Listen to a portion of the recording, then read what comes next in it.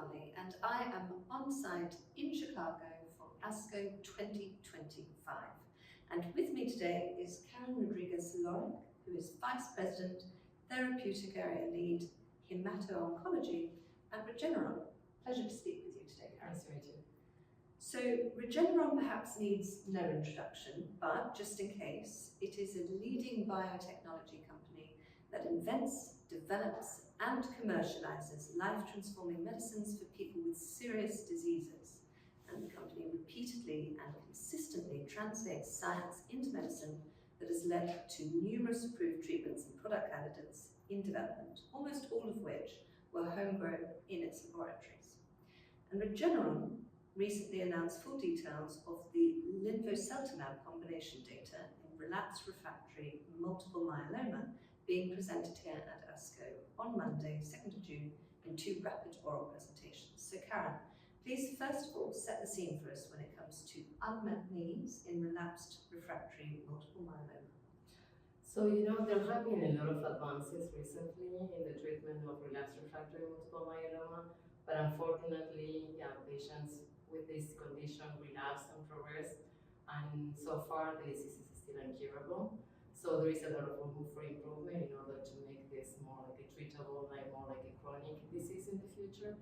So the way that these patients are being treated usually is in double combinations and triple combinations, and the bispecifics and the CAR-Ts have shown really impressive results in relapsed refractory settings. So now the next intention is to evaluate the bispecific in combination with the standard of care, also with no relations, to see if there is even a better improvement.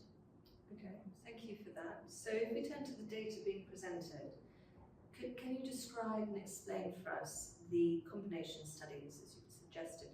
The combinations here being linvoseltamab with carfilzomib, which is abstract 7513, and linvoseltamab with bortezomib, abstract 7510.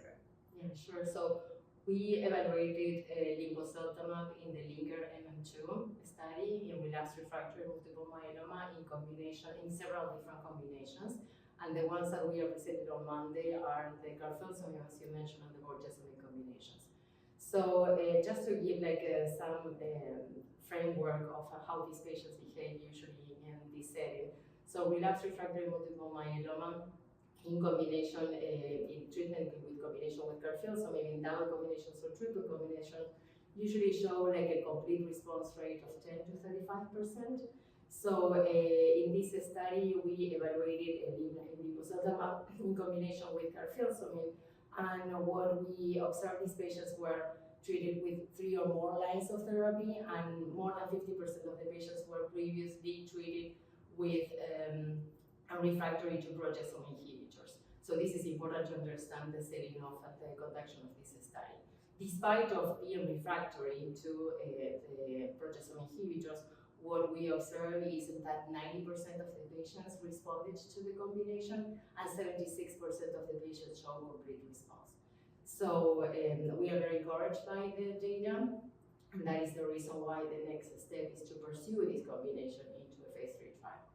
The other study that we are also presenting is in combination with bortezomib. Also in that setting, the patients were heavily pretreated, and 60% of the patients were previously treated with proteasome inhibitors and refractory to the proteasome inhibitors. And despite of that, we observed a response rate of 85%. So also very promising. So safety-wise, the combinations were manageable, and the safety profile was consistent with the observations of the 2 separate patients and what is already known. So all in all, we are very encouraged by the promising information that we are getting from these combinations, and the intentions are to move them into early lines of therapy. Absolutely promising indeed. So it sort of negates my next question, which was going to be, what next for Regeneron in this space?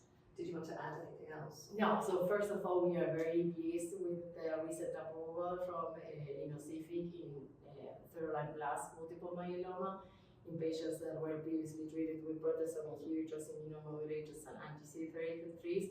38, so we are very happy with that. We also presented that package to the FDA. We are waiting for their response, and the actual day is July 10th, so we are eagerly waiting for their feedback. Gosh, okay, so final question, and I know it's early on in the Congress as I speak to you right now, but besides that perhaps, what's the most promising research you think we'll see presented at the Congress this year, which might very well change oncological practice in the next 2 to 3 years? So usually ASCO is the meeting that is more focused on solid tumors, and we are very happy to see that progressively hematology is being present more and more with the years. In the case of multiple myeloma, I'm expecting that the new technologies that are being evaluated in relapse refractory setting are moving into early lines of therapy and hopefully will change the treatment paradigm in the coming years. Hopefully indeed. Thank you very much today. Thank you so It's much been a for pleasure. the invitation.